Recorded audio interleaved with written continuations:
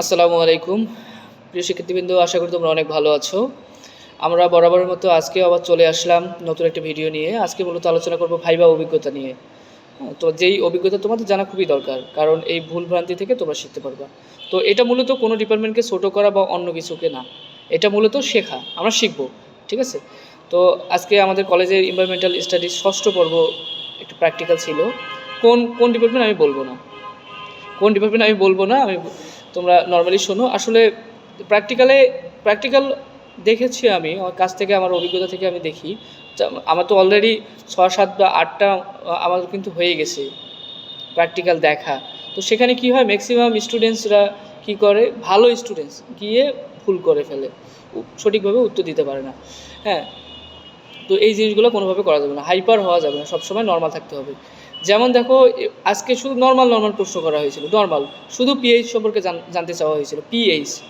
PH কাকে বলে? সহজ তো, হাইড্রোজেন আয়নের ঘনত্বের ঋণাত্মক লগারিদম মানকে পিএইচ বলা হয়।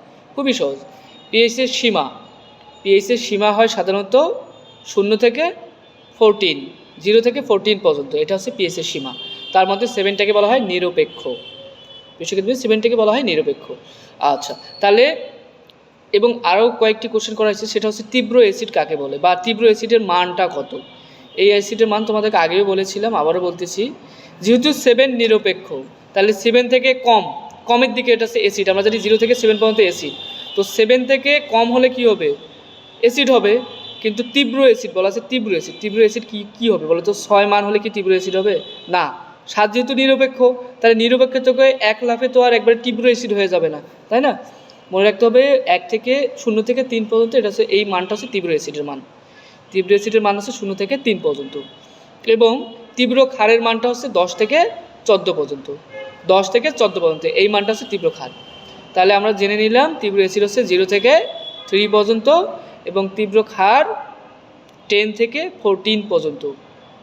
এই কোশ্চেনটা আজকে প্র্যাকটিক্যালে ধরো 52 জন প্র্যাকটিক্যাল আজকে দিয়েছে, তার মধ্যে আমার মনে হয় যে 50 জনকে এই কোশ্চেনটা ধরা হয়েছে, এবং আল্লাহর রাস্তে কেন জানি ভালো স্টুডেন্টসরাও উত্তর করতে পারে নাই, মানে ওই হাইপার হয়ে গেছে। বারবার জিজ্ঞেস করা হচ্ছে পানিচক্র কাকে বলে। পানিচক্রটা খুবই ভালোভাবে পড়তে হবে, পানিচক্র।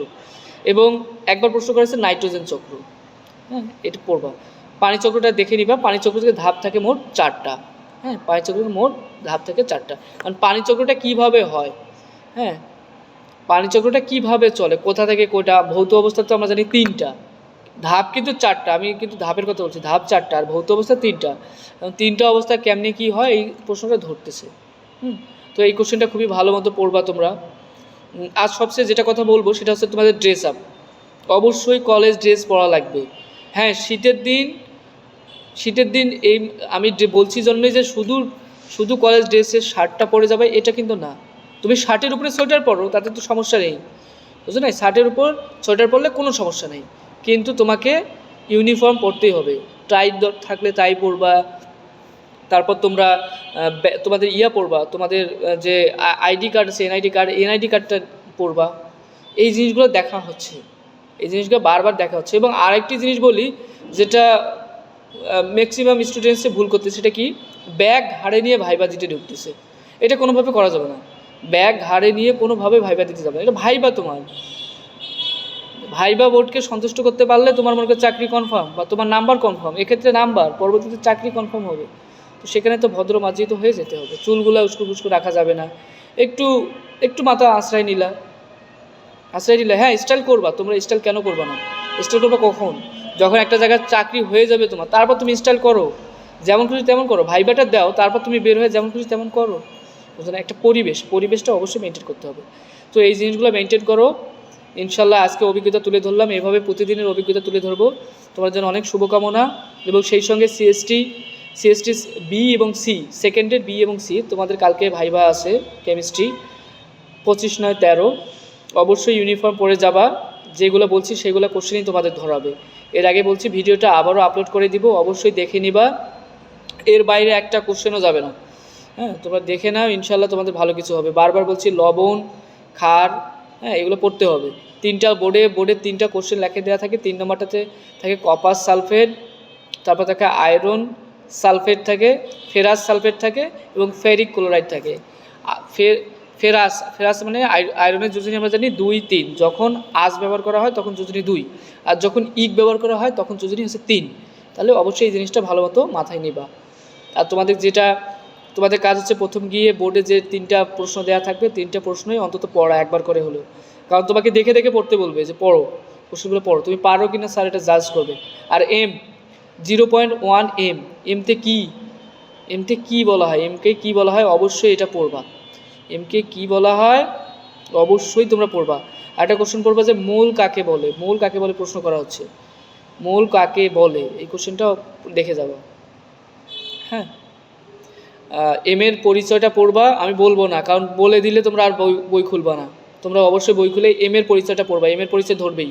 0.1 এখন এটা কিন্তু মোল না, একটা কথা বলে দিলাম, মোল না। কি হবে বই দেখে পড়ে নিবা। কিন্তু মোল না, আবার বলছি মোল না। তোমাদের জন্য খুবই ইম্পর্টেন্ট এই কোশ্চেনটা, তো তোমরা এটা দেখে নিবা। এবং সেই সঙ্গে আইসোটোপ, আইসোবার এটা তো দেখবা একটু। তারপর পিএইচ অবশ্যই ধরবে, বাফার দ্রবণ ধরবে, এই কয়েকটা কোশ্চেন মিস করা যাবে না। তারপর পিএইচের যে সমীকরণটা আছে এটা ধরবে। এবং তোমাদের আরেকটা ধরবে ইঞ্জিনিয়ারিং বানান। তোমরা যে ডিপ্লোমা ইঞ্জিনিয়ারিং পড়ো, ইঞ্জিনিয়ারিং বানানটা ধরবে, এটা কোনোভাবে মিস করা যাবে না।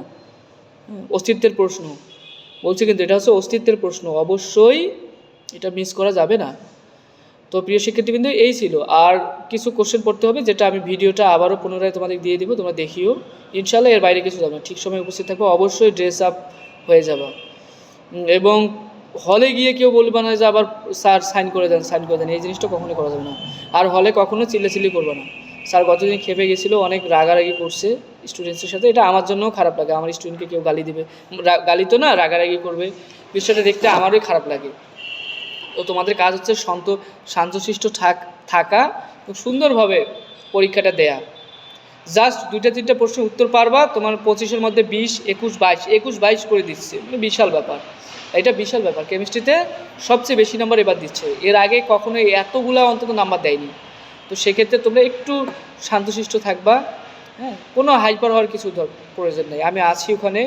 কীভাবে সহজভাবে তোমাদের সহযোগিতা করতে হয়, উত্তর যখন আটকায় যাবা আমি দেখবো সাইড থেকে বলে দিচ্ছি। হ্যাঁ, তাদের সাথে খুবই ভালো সম্পর্ক, কোনো সমস্যা নেই। তোমরা কোনো কথা বলবা না, যদি চিল্লাচিল্লি করবা না, তাহলে দেখবা যে ভাইবাটা অনেক ভালো হবে। কারণ চিল্লাচিল্লি করলে কী হবে, তোমার সমস্যা হবে, তোমার মাথা থেকে যত কিছু পারো সব ভুলে যাবা, এটাই সত্যি কথা। ম্যাক্সিমাম ভালো স্টুডেন্টসরা কেন পারতেছে না, কারণ মাথা ওখানে যে গোলায় যাচ্ছে, এত চিল্লাচিল্লি করো তোমরা। মানুষটা একটা ব্রেনের সব কিছু তো সাজানো গোছানো থাকে, যখন এলোমেলো হয়ে যাবে তখন আর কিছুই কিন্তু পারবে না, স্বাভাবিকতা থাকবে না। সেজন্য কখনোই চিল্লাচিল্লি পরীক্ষা হলে করা যাবে না। এটা তোমরা ক্যাপ্টেন আসো, যে ক্যাপ্টেনের দায়িত্ব থাকবে হলটা কন্ট্রোল করা, আমি তো আছি। হ্যাঁ, ঠিক সময় অবশ্যই আসবা। সম্ভবত তোমাদের 10:30, সম্ভবত, আমি এখন টাইমটা জানি না, আমি দেখতে হবে, আমার এখন মনে নাই। তো টাইমটা যখনই টাইম হবে ঠিক সময় তার আগে চলে যাবা। এবং হাজিরা শিটে অবশ্যই সাইন করবা। গতবার সিভিলে একটা স্টুডেন্টস এরকম হাজিরা শিটে কোনো সাইন ছিল না, সে যদিও বলছে পরীক্ষা দিচ্ছে, কিন্তু আমরা তো অনেকবার করে চেক বলাই, তারপরও অ্যাবসেন্ট হয়ে গেছে। এটা খুবই দুঃখজনক, এত কষ্ট করে পরীক্ষা দিবা কিন্তু অ্যাবসেন্ট হয়ে গেছে। সেই জন্য হাজিরা শিটে অবশ্যই সাইন করবা, যদি সাইন না থাকে অবশ্যই সাইন করবা। কালকে আমাদেরই প্রায় 80 জন স্টুডেন্টস ভাইবা দিবে, আমাদেরই, তার সঙ্গে রিটের আছে, আবার রিটের কিছু স্টুডেন্টস আছে। সো সেই জন্য তোমরা আগে ভাগে যাবা, সুন্দরভাবে পরীক্ষা দিবা। আর আমি আছি, যে কোনো সমস্যা তোমরা জানাবা, ইনশাল্লাহ ভালো কিছুই হবে। তোমাদের সকলের জন্য শুভকামনা। আর যেগুলো বললাম অবশ্যই এইগুলা মন দিয়ে করবা, একটু ট্রাই করো, একটু ভিডিওটা দেখে নাও, তোমাদের গ্রুপে দিয়ে দাও, যাতে তোমার ফ্রেন্ড সার্কেল একটু দেখতে পারে। অবশ্যই ভাইবা বোর্ডে ব্যাগ নিয়ে যাওয়া যাবে না, ইন করে যাইতে হবে, সুন্দর মতো ইন করে যাবা। অবশ্যই শার্টের উপর সোয়েটার পরতেই পারো, এটা কোনো সমস্যা নেই। হ্যাঁ, তো সবার জন্য শুভকামনা, সবাই ভালো থাকো, আল্লাহ হাফেজ।